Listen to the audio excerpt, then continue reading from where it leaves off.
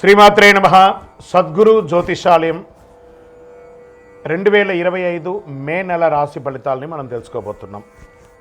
మా ఛానల్ ద్వారా చూస్తున్నటువంటి ప్రేక్షక మిత్రులందరికీ కూడా శుభాభివందనాలు.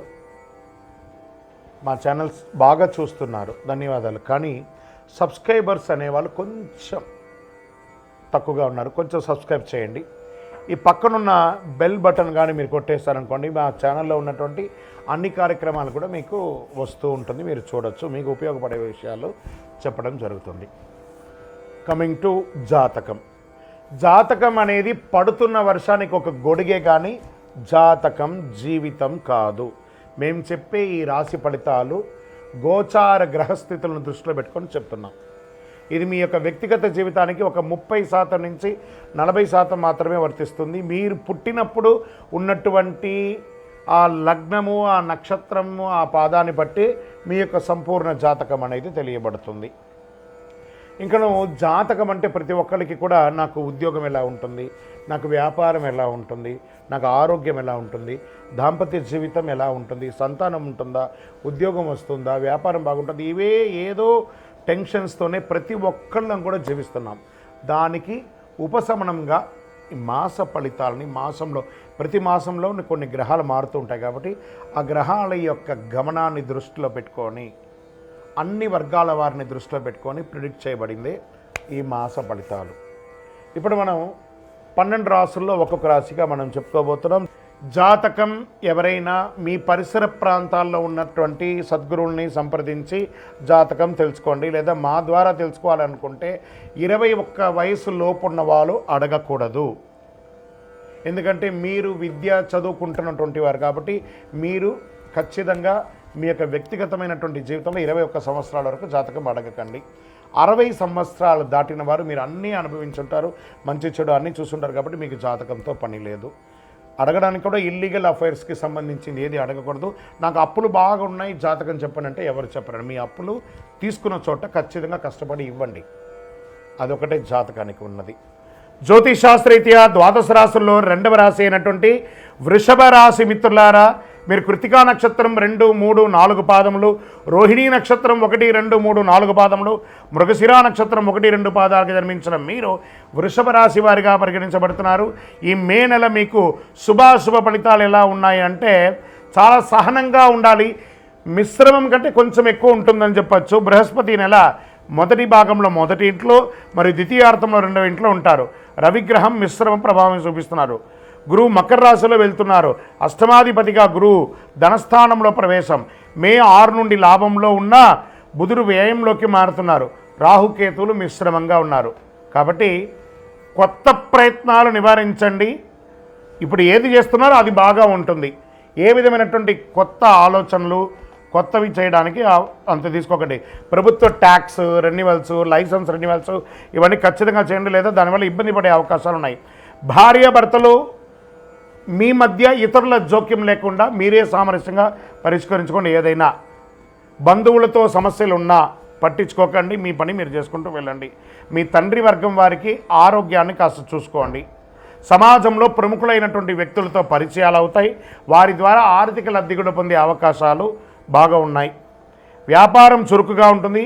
ప్రభుత్వం నుండి రావాల్సినటువంటి యొక్క సబ్సిడీస్ కానీ అనుమతులు కానీ ఏదో రకంగా ఈ నెల ముగిసిపోతుంది. కొన్ని సమయాల్లో కస్టమర్లు అసంతృప్తిగా ఉన్నా వారితో మృదువైనటువంటి మాటలు మాట్లాడి నెరవేర్చుకోండి. ఉద్యోగం చేసేవారికి అది మహిళలైనా పురుషులైనా ఉన్నతాధికారులు ప్రశంస పొందక తప్పదు. మీరు కోరుకున్న ప్రమోషన్స్, ట్రాన్స్ఫర్స్ వచ్చే అవకాశం జూన్ నెల తర్వాత ఉంటుంది. నూతన ఉద్యోగం కోసం ప్రయత్నం చేసే వాళ్ళు గెట్ రెడీ, మీకు మంచి ఆఫర్ లెటర్స్తో ఉద్యోగాలు రాబోతున్నాయి. విదేశీయ ఉద్యోగంలో ఉన్నవారు అమెరికా లాంటి విదేశీయ సంస్థలో ఉన్నవాళ్ళు మీరు పడుతున్నటువంటి మానసిక క్షోభ అతి త్వరలో తొలగిపోతుంది. డోంట్ వరీ, మనోధైర్యంతో ఉండండి. కుటుంబాన్ని నిర్వహించే మహిళలు ఎటువంటి సమస్యలు ఉండదు. అవసరమైన ఆర్థికమైనటువంటి సపోర్టు బంధువుల ద్వారా, అన్నదమ్ముల ద్వారా కూడా వస్తుంది. శారీరక ఆరోగ్యంపై దృష్టి పెట్టండి. వాతావరణంలో మార్పులు చాలా ఇబ్బందులు పడే అవకాశాలు ఉన్నాయి. కళ్ళకు సంబంధించి చికాకులు వచ్చే అవకాశాలు ఉన్నాయి.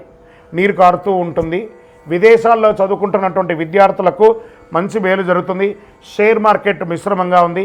వ్యవసాయదారులకు ఇది చాలా బాగుంది. మీడియా రంగం వారికి కూడా ఇది చాలా మంచి నెల అని కూడా చెప్పచ్చు. ఐటీ రంగం వారికి కరెక్షన్స్ జరుగుతున్నాయి, జాగ్రత్త. రాజకీయ నాయకులకి ఇది మిశ్రమం, కాస్త జాగ్రత్తగా బిహేవ్ చేయండి ప్రజాక్షేత్రంలో. మే నెలలో అదృష్టమైనటువంటి రోజులు 1, 4, 7, 9, 13 ఈ రోజులంతా మీకు కలిసి వస్తుంది. అదృష్ట సంఖ్య 5 మరియు 7. చంద్రాష్టమం మే నెలలో 15/5/2025 2:07 మధ్యాహ్నం నుండి 18/5/2025 12:04 వరకు ఉదయం వరకు ఉంటుంది. చాలా జాగ్రత్తగా ఉన్న ఈ 2.5 రోజులు సంతకాలు పెట్టినా, ప్రయాణాలు చేసినా, ఏ విధమైన నిర్ణయం తీసుకున్నా జాగ్రత్తగా తీసుకోండి. సరే, ఏ పరిహారం చేస్తే బాగుంటుంది? శివుని ఆరాధించడం మరియు బిల్వదళంతో అర్చన చేయడం, బిల్వ వృక్షానికి ప్రదక్షిణం చేయడం, చలివేంద్రాలు ఏర్పాటు చేయడం, గొడుగు పేదవాళ్ళకి ఇవ్వడం, మీ ఇష్టదైవం కులదైవాన్ని ప్రార్థన చేయడం. ఇంకను సకల దోషాలు తొలగడానికి మీ వయస్సు ఎంత ఉందో అన్ని సంఖ్యతో మీ ఇంటి దేవత దగ్గర దీపం వెలిగించండి. అతి శక్తివంతమైనటువంటి ఈ కరుంగాళిమాలను ధరించండి. ఆరోగ్యంగా, ఐశ్వర్యంగా, సంతోషంగా ఉండండి. అన్ని రకాలైనటువంటి మేలు జరుగుతుంది. విజయోస్తు. అయ్యప్ప స్వామి వారికి 18 అవతారముల దేవాలయాన్ని బ్రహ్మశ్రీ డాక్టర్ ఎస్ చంద్రమౌళి గురుస్వామి గారు 2016 నవంబర్ 9వ తారీఖున జీవలింగేశ్వర స్వామి సన్నిధానం జీవకోణ తిరుపతిలో నిర్మించి సమాజానికి అంకితం ఇచ్చారు. ఇది చాలా గొప్ప క్షేత్రం అండి, ప్రపంచంలో ఎక్కడా లేదు. అయ్యప్ప స్వామికి 18 అవతారాలు. అతి త్వరలో అదే దేవాలయంలో 27 నక్షత్రాలకు, అశ్విని పర్యంతం మీనం వరకు, మన రేవతి వరకు, అభిజిత్ నక్షత్రం వరకు 28 నక్షత్రాలకి ఒక దేవాలయం కట్టబోతున్నాం. ఇంకను 54 అడుగుల శనీశ్వర భగవానుని ప్రతిష్ఠ చేయబోతున్నాం. ఇది ఒక చిన్నపాటి అడవి ప్రాంతంలో ఉంటుంది, కానీ సిటీలోనే ఉంటుంది. కపిలతీర్థం, అక్కడ అలిపిరి, కపిలతీర్థం, జీవకోణ ఎయిర్పోర్ట్ వరకు ఒకటే కొండ కిందనమాట.